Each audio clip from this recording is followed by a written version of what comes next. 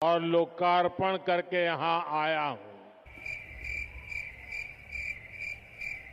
ऐसे मत बैठो, मेरा दिल बैठा जा रहा है, कुछ तो बोलो।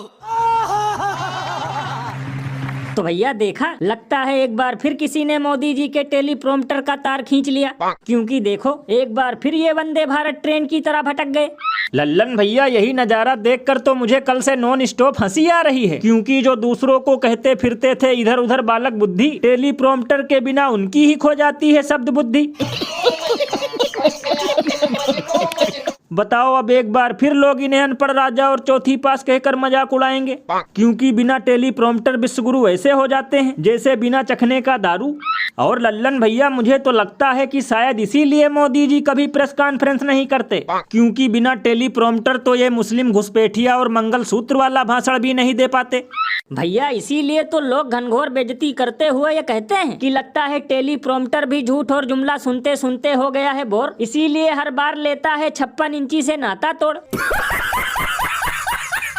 आप मेरे जमीर को चोट पहुंचा रहे हैं। वैसे भैया एक अंदर की बात बताऊं, मुझे तो लगता है कि एक नाथ शिंदे ने टेलीप्रॉम्प्टर की वायर खींची होगी, क्योंकि सीएम पद की कुर्सी तो छोड़ो, इन्हें तो रैलियों में सस्ता मद्दा टेलीप्रॉम्प्टर भी नहीं दिया गया। और 2024 के सबसे फेमस अग्निवीर भी यही हैं।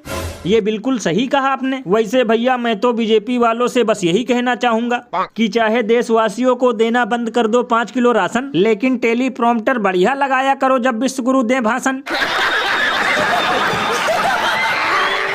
और अभी तो रुको, क्लाइमैक्स अभी बाकी है।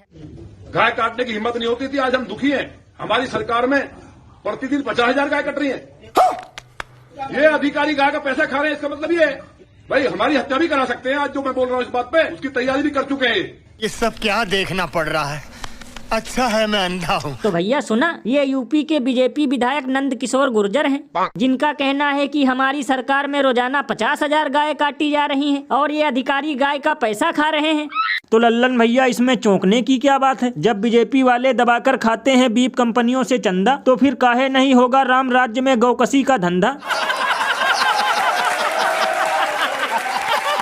लल्लन भैया कभी कभी तो मुझे लगता है कि शायद इसीलिए अयोध्या वालों ने इन लोगों को वहां से झोला थमा दिया था, क्योंकि बताओ गजब विडंबना है, बटोगे तो कटोगे कहने वालों के राज्य में भी गाय दे दनादन कट रही हैं और बट भी रही हैं। वैसे लल्लन भैया मेरे हिसाब से सभी गौरक्षकों को एक साथ मिलकर इन लोगों को सबक सिखाना चाहिए, वरना अब्दुल यही कहेगा कि हमें मारने के लिए भीड़ हो जाती है इकट्ठा, लेकिन बुलडोजर प्रदेश और अधिकारियों का नाम आते ही फट गया इन ससुरों का कच्चा। ये बिल्कुल सही कहा आपने। और भैया सबसे कमाल की बात तो ये है कि ये सब सुनकर उन गोदी मीडिया के दलाल एंकरों की भावना जरा भी आहत नहीं हुई, जो सिर्फ गोबर और गौमूत्र पर घंटों का विश्लेषण कर देते हैं। तब तो लल्लन भैया जरूर इसमें हिंदू मुस्लिम घुसेड़ने का कोई जुगाड़ नहीं बन रहा होगा, वरना ये 1 हफ्ते तक स्टूडियो में उछल कूद मचाते और सनातन की रक्षा के लिए डिबेट बिठाकर आरोपियों के घर पर बुलडोजर चलवाते।